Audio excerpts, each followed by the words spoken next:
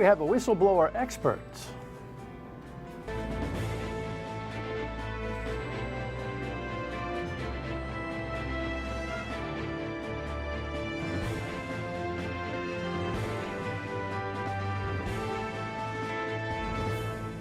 The Dan York State of Mind program is brought to you in part by Lookout Rhode Island and Takeo Comfort Solutions. Have you ever done that exercise where you say a word over and over and over and over again to the point where it becomes meaningless or ridiculous? No? Well, the term whistleblower has been used so much in the last 30 days that it's becoming, especially when Trump is going after it, the whistleblower, it's like it's a lot of syllables. It's like it's a hard word to kind of digest after a while. Anyway, that's just me. But you know, my state of mind's the name of the show. You never know what you're going to get. Great to have you in. Thanks for tuning in on this Tuesday night. We're going to move fast, okay, because there's a lot of things going on. And we have a whistleblower expert tonight. You're going to meet him in a second. Providence take over the schools. This is not a surprise, obviously. This is part of a process with the Education Commissioner. And she promises full community partnership, which I think was her goal the entire way. This is not some foreign entity zooming into the city of Providence, taking over government operations. This is the state, which has failed the city of Providence, which has failed its students, trying to regroup under new leadership. It's going to require a lot of cooperation, a lot of community involvement, a lot of parent involvement, a lot of teacher involvement, a lot of involvement. The nice thing is it doesn't require the mayor's involvement at all, because he's not capable, which is in part what this is all about. Interestingly, it's a 5-year plan, not a 3-year plan, which I think does a couple of things. One, it gives the mayor cover, because he thinks he's the next governor. And he doesn't want to be receiving the school system prior to the next gubernatorial election. That's why you watch this show. So you go, oh, now I get it, right? And it also concedes that 3 years is a short time for a turnaround. So everybody's happy, except the students who aren't learning anything. But we'll get there, we hope, right? Christopher Columbus statue painted again, defamed again. I don't, you know, and now even Mayor Lorza today, I heard, was talking about moving it. What does that do? The vandals can't find it? What's it, Pink Panther? Working with the statue? No, I mean, you just keep cleaning it, and maybe they get exhausted. You don't move it, and you don't give it a lot of attention, so we'll move on. This guy is like a one-man Saturday Night Live bit at this point. Mayor Correa, who's always welcome, has been here on a couple of occasions and is more than welcome to come explain himself to us, announced today that he is withdrawing from the mayoral race, suspending his campaign. He's also not going to go in the office for a while. Listen to him. I'm here today to officially announce my decision to forgo my campaign for re-election as the mayor of Fall River and take a temporary absence from my responsibilities as the mayor of the city. Those duties will now be handled by the City Council President. I will continue as mayor until January 1st, 2020, and will focus the remaining time and my attention on championing and supporting many of the impactful social programs that I have established during my administration. By the way, that leave of absence is with compensation. I mean, you got to give this guy credit. He's got brass. He does. He's got them. He's like, you know what? I'm not going to check in. I'm going to check out. But you can pay me. And I'll leave everything else to the City Council President. His opponent is a little concerned that this is the beginning of a write-in campaign strategy, whereby, what? He's still on the ballot because he didn't withdraw quick enough. So I don't know what all that's about. But the theme is nobody trusts him, which I can't believe. With 24 counts, I can't believe that nobody trusts him. But Jaisal, you're always welcome here because you always got an interesting story. I got to give you that. You're a good copy, no doubt. All right, we have this latest. This will lead into our expert guest here this evening. You may have taken off for the 3-day weekend, but they were still doing it in Washington. Fiona Hill, President Trump's former Russia expert at the White House, left the Capitol after a day of closed-door testimony. The American public should have been able to watch all of this live. Ms. Hill was expected to tell lawmakers the president's personal attorney, Rudy Giuliani, and his ambassador to the European Union, Gordon Sondland, ran their own policies in Ukraine outside of the usual channels. She is a very powerful and effective witness who has a lot to contribute to this investigation. CBS News learned the Justice Department is looking into whether Giuliani violated foreign lobbying regulations. The investigation stems from last week's arrest of Lev Parnas and Igor Fruman, who are charged with funneling foreign donations. See you in Ukraine soon. The two helped arrange meetings for Giuliani as he pushed Ukraine to investigate Joe Biden and his son Hunter, who sat on the board of a Ukrainian gas company. No one has asserted that I have done anything wrong except a lying president. The whistleblower whose report exposed President Trump's Ukrainian phone call leading to this official impeachment inquiry may not be coming to Capitol Hill. It may not be necessary to take steps that might reveal the whistleblower's identity to do that, and we're going to make sure we protect that whistleblower. But his identity is exactly what the president wants. Why are we protecting a person that tells you things that weren't true? President Trump tweeted, "We must determine the whistleblower's identity to determine why this was done to the USA." Professor, why do we protect a person's identity who tells you things that aren't true? Well, Dan, we know that the primary reason why whistleblowers don't report is that they feel like they're going to be retaliated against. And so if we don't protect their identity, if we don't allow for anonymous reporting, oftentimes they simply don't say anything. And then we don't learn about organizational fraud. So that's the real reason. Respectfully, it's kind of a duh answer, isn't it? Like, duh, Mr. President. Like, duh. Anonymity see it that way. Gives you the chance to tell a story. Stephen Perreault is a professor at Providence College. You're a professor of accounting. I am. But an expert on whistleblowing. Right, and so most of my work relates to the corporate setting, and so companies are very interested in whistleblowing in the corporate setting. You know, it's been estimated that the average corporation loses an amount that's equal to about 5% of their revenues every year due to fraud. And we know that the primary means by which fraud is uncovered is through a whistleblower tip. So this is something we're talking about quite a bit in the corporate setting, and certainly it has implications in the government setting as well. So give me your executive summary on what you think is going on with the well, let me ask you this. Your whistleblowing expertise in the corporate world, do you feel like it gives you, you know, a level of expertise in this particular saga? I think so. You know, the issues are very different. You know, there are certain statutory requirements for whistleblowing in the government sector that don't apply in the corporate sector. Certainly in the corporate sector, most companies are interested in receiving whistleblower reports. Doesn't matter who they come from. It doesn't matter whether it's first person or second person or third person. In the government sector, there are obviously political implications here, and so it's a little bit different. But you know, organizations that are concerned with good governance, they should encourage whistleblowers to come forward. Well, you know, obviously, corporate structures are set up for profit, and so if profit is being harmed by bad behavior, it's going to be a, you know, an open and welcome channel. I don't know that government has the same objective, right? I mean, it's a different type of ball game. It depends. You know, the folks in the government work for us, and so certainly as taxpayers, I think we would want to make sure that our elected officials are behaving appropriately, that there's not waste. And most of the times that we see whistleblower programs initiated in the government setting, it's to protect the taxpayer. So I guess it depends on what angle you take and what angle you look at it. But I think, you know, certainly if you're interested in good governance, you should be interested in whistleblowing as well. All right, we'll dig into the concept a little bit more when we come back. Stay with us.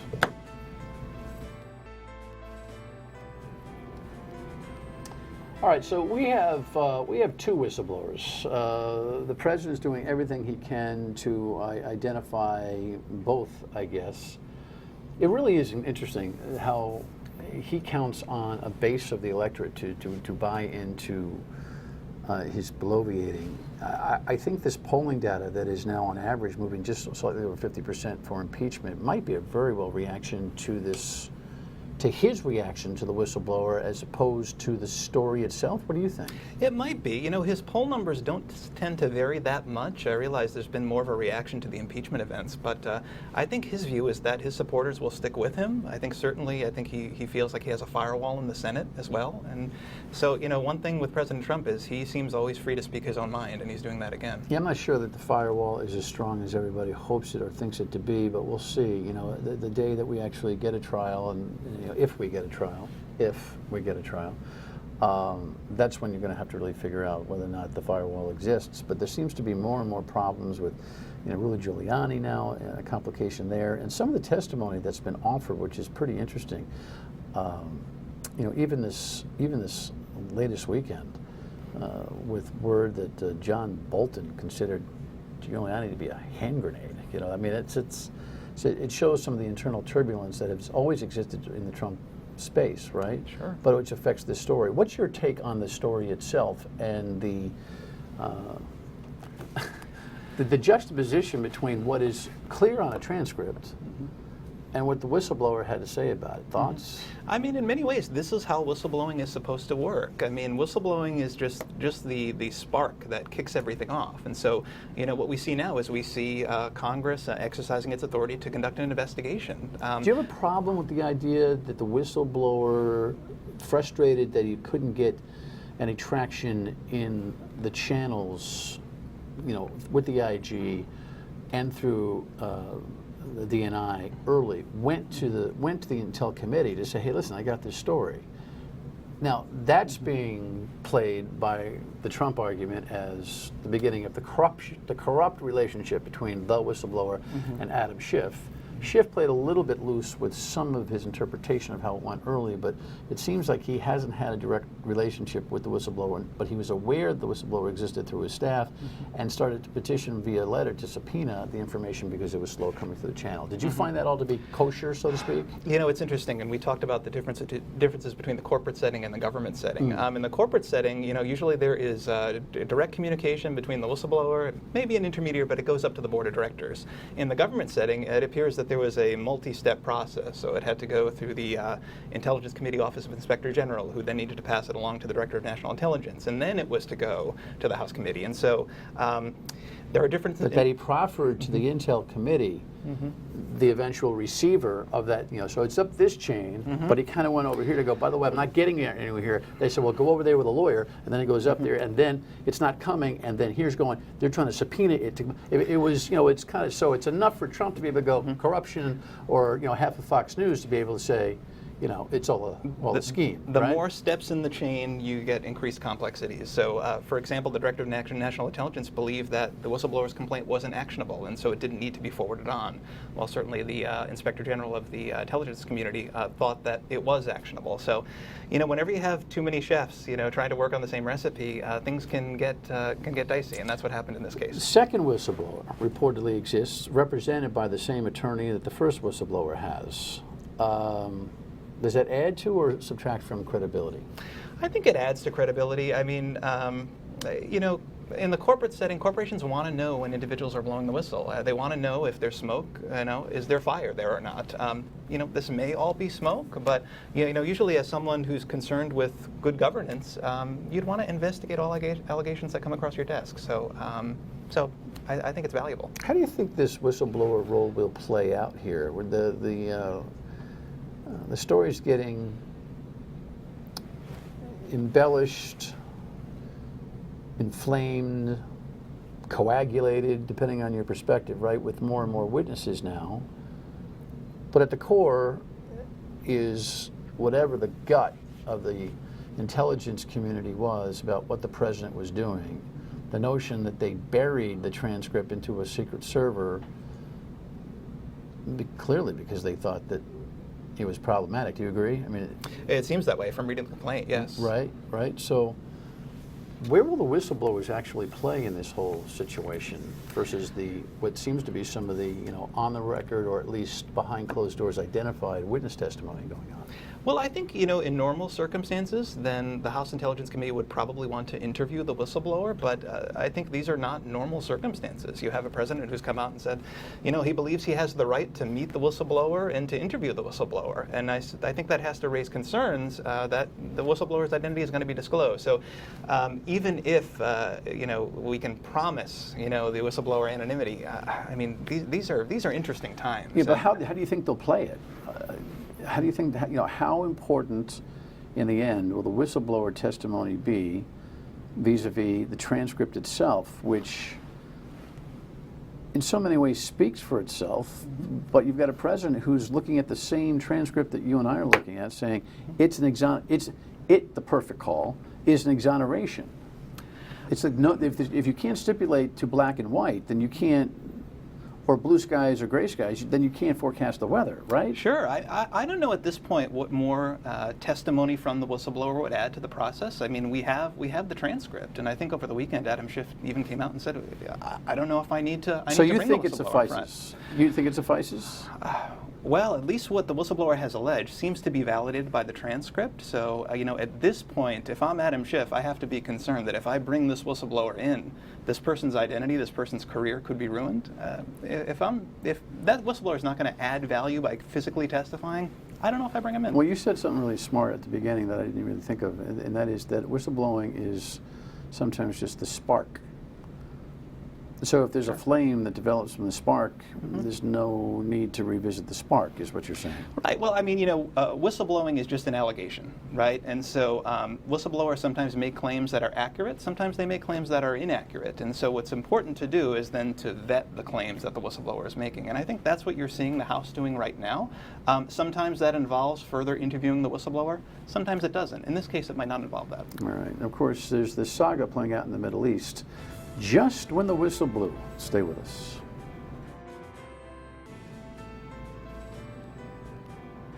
And then there's this really tragic and weird saga going on. U.S. troops were seen retreating on a road in Syria Tuesday as Russian-backed Syrian forces advanced to help the Kurds in its fight against Turkey. Turkey's invasion of northeast Syria, now in its 7th day, began after President Trump abruptly decided to withdraw U.S. troops from the area. In an effort to stop the escalating violence, the U.S. announced sanctions on Turkey. These sanctions are very, very strong. The Trump administration said it will put sanctions on current and former Turkish government officials, impose a 50% tariff on steel, and cease negotiations on a $100 billion trade deal. Vice President Mike Pence will also lead a delegation to Syria to try to negotiate a deal. We want an immediate ceasefire, and we want to begin negotiations between Turkey and Syrian Defense Forces. The White House says the sanctions will get more severe if Turkey does not stop with its offensive. But a source tells CBS News that the Trump administration believes that the sanctions won't stop Turkey's invasion. In an op-ed in the Wall Street Journal, Turkey's president said the operation aims to address the refugee crisis, saying, quote, the international community should either join our efforts or begin admitting refugees. There are 3.6 million Syrian refugees in Turkey from the Syrian civil war. Turkey's president says he wants to create a resettlement safe zone in the area currently under attack. I know you're not an expert on foreign affairs in the Middle East, but I wonder if you see this as I did early on, which is this kind of inverted, weird, wag the dog type of situation where the president pulled out, 5 dozen troops. It was kind of like pulling the plug out of the sink and the water all came running through. Turkey now stepping up its effort in Syria, something they've been trying and wanting to do. Do you see any relationship between the whistleblowing saga, the tape of the conversation, and this? I think we see evidence that Trump acts with his gut, right? We certainly saw that through the transcript of that was released. Well, he needs Metamucil. If he acts with his gut, he needs Metamucil or something. Doesn't he? I mean, doesn't he need something to calm that thing down a little bit? I mean, it's, Yeah. So, he certainly, he is his own man, and, he reacts quickly and decisively, and I think we're seeing that again. Well, that's a safe answer for your, that was very good. That was good on your part. It's just as a citizen and a layman, don't you feel like this is, well, I'll tell you this one. I mean, I looking at Mike Pence there, talking about the idea to broker a deal, which, at least in short term, never had to be brokered if we didn't do what we did, is just knock down, drag out funny if it wasn't so serious and, so important. I mean, Russia now taking over the policing of the territory, the Kurds playing back with Assad and the Russians, which is the last thing they ever would want to do just for pure survival, and our ability to be able to make a deal with the Kurds or anybody else for our own national security down the line, just about foiled forever.